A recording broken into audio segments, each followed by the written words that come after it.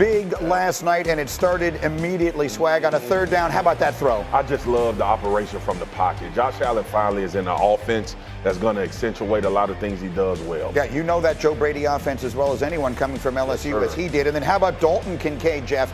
In the back of the end zone, we're going to show you the look from Kincaid's side. Look at all the moves he makes to find a space for his quarterback. He's got 25 minutes in the pocket. Kincaid runs a sprint to his left and then a 60-yard sprint across the back of the end zone and still somehow is open. Just an incredible play by both guys. 13-0 Buffalo, and then middle of the second quarter, it's 13-3, and on a 3rd and 11, here's the other thing Josh Allen does. Oh, yeah, he runs the ball. The DBs are saying, slide, slide. Yeah. We're so happy that you went down. And that he 21 does. made a business decision. And then this is the very next play, Swag. How about this throw to the rookie? Well, throw. This is what he does best. We love the running, but the ability to place it and push it downfield is his elite trait. It's Keon Coleman's first career touchdown. We're 5 minutes to go. We're still in the second quarter. No, we're not. Trevor Lawrence looking to do something.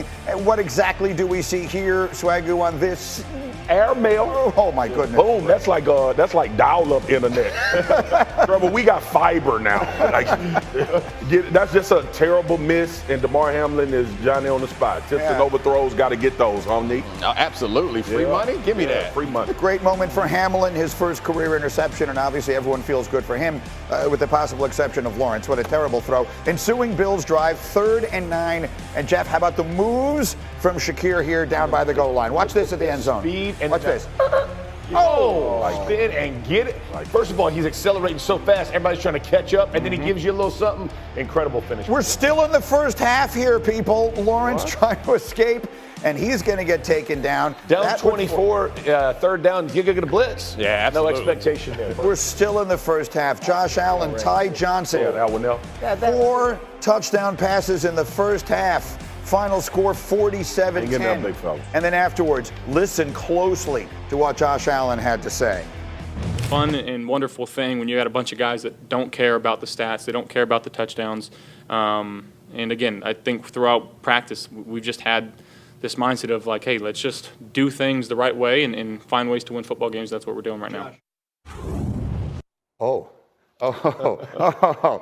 how about that?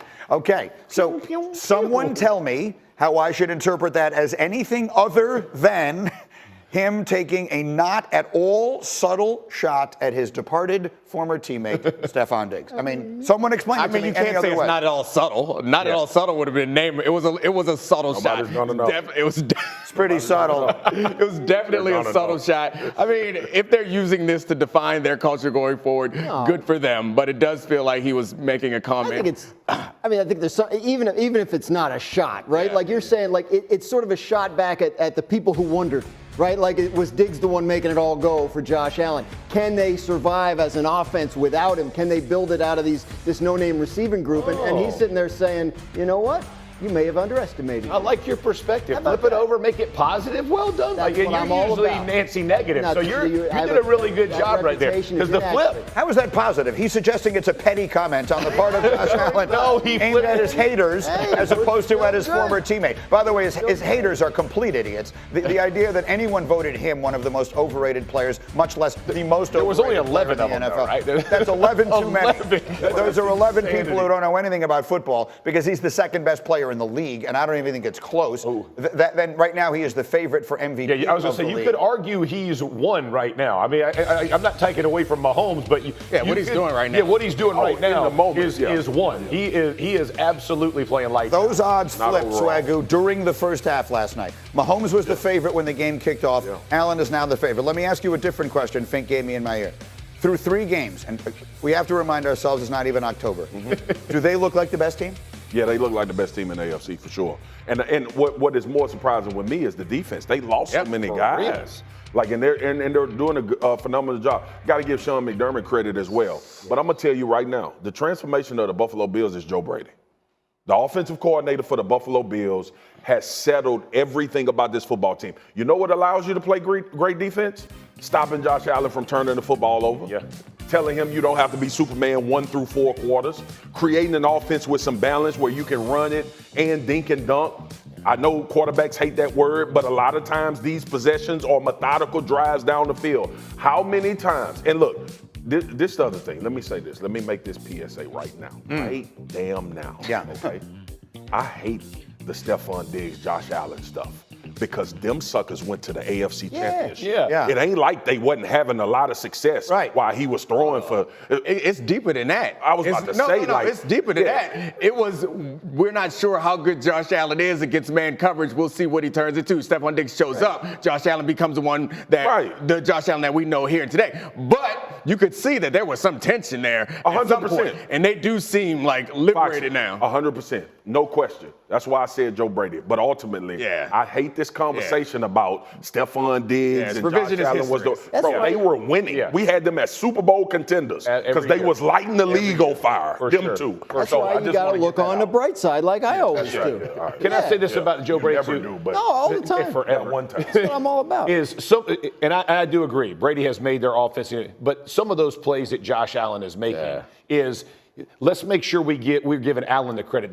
When he's buying time, getting outside the pocket, and his eyes are staying down the field, and he is putting the ball where you can't walk it out and place it any better. 100%. Okay, it's great design. That wasn't a design play for the end zone and Kincaid. But Jeff, that's an hour back there. But let's acknowledge that. No, I agree with you. You've calmed Josh Allen brain down. 100%. Joe Brady has calmed Josh Allen. So now when he makes those spectacular throws and spectacular plays, those are sometimes in not have to have it situations. Right. We had grown accustomed to him having to do that when it's 3rd and 7, and if you don't get this first down, y'all lose the game. Now he's just operating. Bro, this dude came out and played 7-on-7 last night.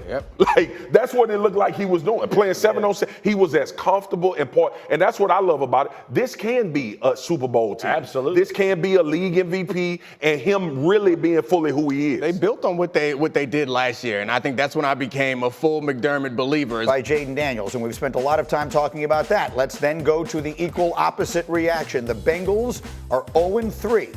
As you can see, in this millennium, only one team has ever made the playoffs from that place. And while the world is pointing a lot of fingers at the Bengals defense, our Chris Canty on ESPN Radio this morning was pointing it in a different direction. I'm tired of all the excuses for Joe Burrow. Oh, the defense let Joe Burrow. No, Joe Burrow let Joe Burrow down. Joe Burrow let the offense down. Joe Burrow let the team down. Great stats, great stat line. Oh, it's amazing. He's had all of these touchdowns, no interceptions. But what did you do when the game was in the balance? What did you do when the game was on the line? You know the answer is it's not enough. You know how I know it's not enough? It's because your team doesn't have a win and you're going into week 4. The damn Carolina Panthers got a win before the Cincinnati Bengals did. Let that sink in.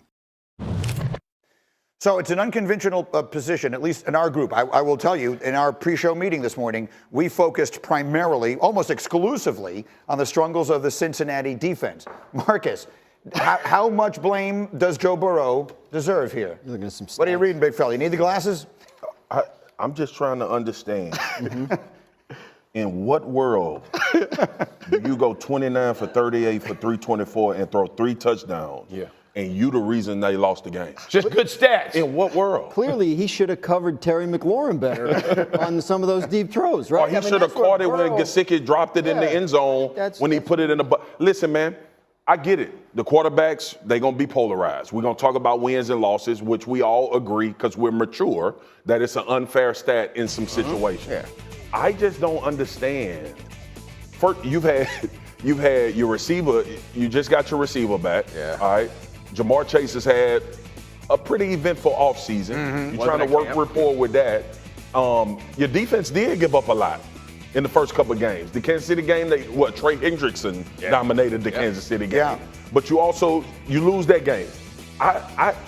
Look, Chris, I love Chris. That's my dog. I just can't get behind you on this one, man. I just can't. He didn't make Joe Burrow didn't make Lou Anarumo rush 3 against Patrick Mahomes. Like that's just Yeah, that's hard for me. In Canty's defense, I don't think it's about this game alone. Sure. I think it's about like not scoring very much against the Patriots and also not making the plays to close out the game that you had in hand against the Chiefs. The Chiefs and the fumble. Like, I think over the course of an entire career, in the course of a season, we're gonna put a lot of blame at the feet of the quarterback. It's real hard to put the blame at his feet after last night. Right. After what we saw last night, I think even Chris would say that last night wasn't his fault. But you're going to say through 3 weeks, the quarterback at some point has to do something to elevate his team. And also, Chris doing some radio, man. He radio right there. He was. When he said "damn Panthers," I was like, that boy radioing right now. Yeah. Tone, timing, and tact. He nailed 2 of the 3. The timing off. Like, you can't. After the night that Burrow had last night, that's not the best time to say what he said. But I get what you're saying about all 3 games. The problem is last night when you're talking about Burrow, Daniel played so well. I mean, he played so exceptionally well. The problem is your defense is so bad. They're last in the 20 games. Your pass defense is last in the league. You can't give up these kind of and then lay it at the quarterback's feet. You just can't. You got at some point you got to have credit and say, hey, the defense has to make a stop right here. They did not and couldn't get a rookie off the field. 2 incompletions. That's so let me change the topic then, because I mean the Bengals come into this season as one of the significant Super Bowl contenders in the AFC. Burrow is a superstar. You look at their division, because in order to get into the playoffs, you figure when you start 0-3, you got to win the division, right? Getting to a wild card is going to be tough from 0-3. So the Ravens are 1-2. The Browns are 1-2. The Bengals are 0-3. Yeah. The Steelers are 3-0. They sure are. What does this mean? Like, is this is this real? It's just math. It means they got to make up 3 games on this field. They do still get to play them twice. I guess what I'm saying is Pittsburgh going to run away from them? Pittsburgh, you cannot say enough. We say it every year about Tomlin and how well that organization is run. What they're doing with Justin Fields, they had to throw him in there late in the first week of preparation. They've given him a little more each week. He has improved a little bit each week. They've won all 3 games in spite of averaging 17 points, right? The defense is a monster. With TJ Watt leading it. And if Justin Fields continues to progress, then yes, that's a dangerous team. Yeah, I think him getting better every week, Justin Fields, and him continuing to progress. Like, I last week was saying that I didn't really respect this team in the win a division type way. I changed my mind, because you rewatch that game and you see Justin Fields playing okay, but there are plays out there to be made that he can make if he keeps getting better and he elevates his play to good, which I know he can do, and this defense keeps going. Like, they're a real legitimate contender. Swagger. He's surrounded by superstar receiving talent. They're doing what they can with what they have. You see the odds down there. Our analytics say Pittsburgh has a better than 50-50 chance to win the division. That's wild. Ravens, Bengals, right now. First guess it. Who's going to win the AFC North? Pitt. He's got 14 weeks left. Pitt. The Steelers are going to hold it. They're going to go coast to coast. I think they're going to hold wire to wire. And I know we're going to have a phenomenal conversation about Justin Fields if he progresses and get better. Yeah. The energy of this defense, dog. Yeah. He's never going to be in a blowout. Yeah. He's never going to be. Now, he's going to be asked at some points in this season to make a critical drive, make critical plays. That defense you're not going to be down 14. You're not going to be down 20 against them dudes. Look, it's the NFL. Anything can happen. But the way 90 and Highsmith and Cam Hayward and Fitzpatrick on the outside, Patrick Queen has been a godsend in the middle of this defense. The way that these dudes are playing on that side of the ball, it's ultimate. I said it earlier. It's ultimate complimentary football. And guess what, Justin? If you do make a mistake, TJ Watt gonna sack the quarterback and calls a fumble. Got your back. We're gonna maybe twice in the same drive. We're gonna give you a short field. Yeah. Now here's the one caveat is we know Lamar in Baltimore can get hot. Like, we know that may the Ravens have to play Buffalo this week, right? So I mean, the Bills right now look like the best. We'll find out a lot about